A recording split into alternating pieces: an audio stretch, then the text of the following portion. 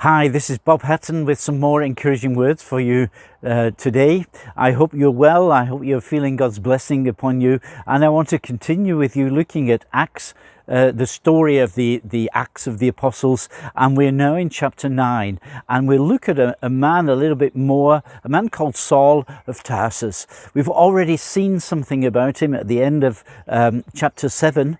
He was instrumental, or he supported the death of Stephen.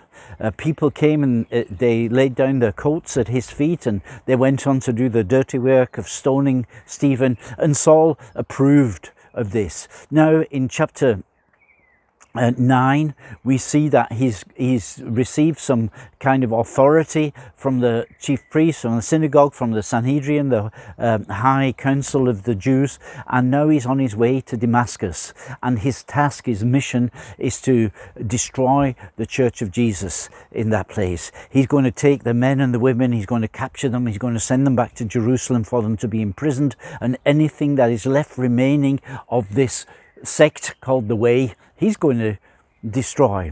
Now he's on his way to Jerusalem, and why is he so angry? Why is he so zealous to destroy the church of God? Well, he was a Pharisee.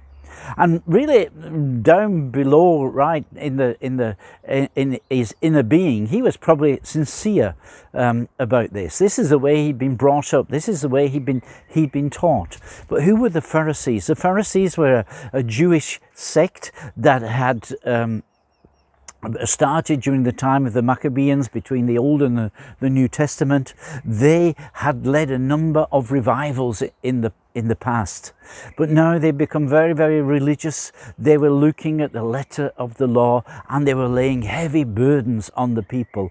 Jesus goes to task with them in Matthew chapter 23, and I think in 7 times he said to them, woe to you, Pharisees, woe to you, hypocrites. He calls them hypocrites, an actor, a person who has a mask in front of his face, who pretends to be something that he isn't. And Jesus, he reveals this hypocrisy that they are living. And of course, he didn't make any friends with the Pharisees. And as far as Paul was concerned, he was an enemy. Jesus was an enemy of God. And this new following, it should be eradicated before it really gets a chance to grow. And so he's persecuting these people. He thinks that, yeah, it was good that Jesus was executed and he was put in the grave, and probably his disciples came and stole the body and hid it somewhere out of sight.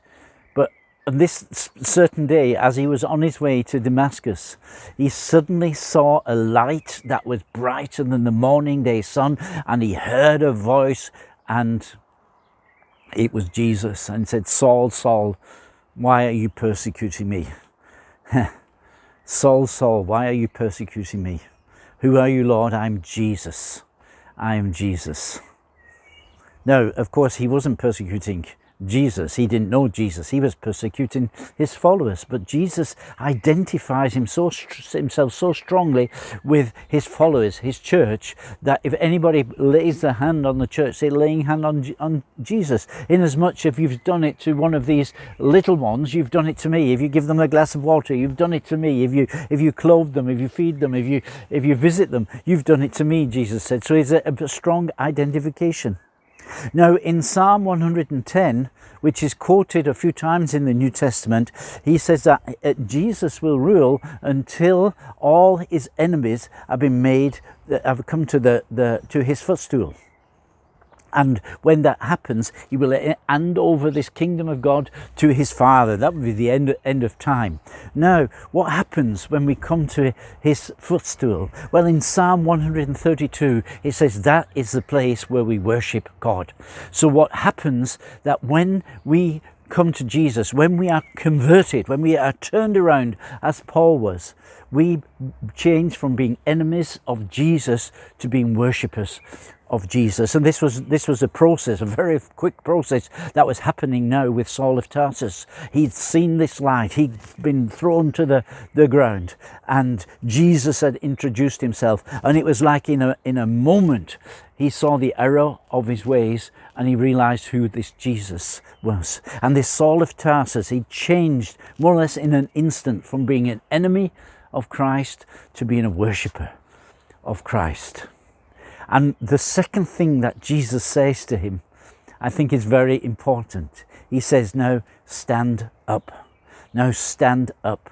We have become Christians, we are followers of Jesus, and maybe our past life was something that we had to be ashamed of. But now stand up. Now you belong to Jesus. Now your identity is in Jesus Christ. You are a person with destiny. You're a person who God has called. You're a person who has a future. You're a person who's been forgiven, who's been redeemed, who's been adopted, and who's been pardoned and belongs to the family of God. You have a new identity. You don't need to grovel in the dust. Stand up, because I am going to do something wonderful with you and with your life. And with this, I want to leave you today. God bless you. Have a good day. And I'll see you tomorrow. You're Bob Hatton.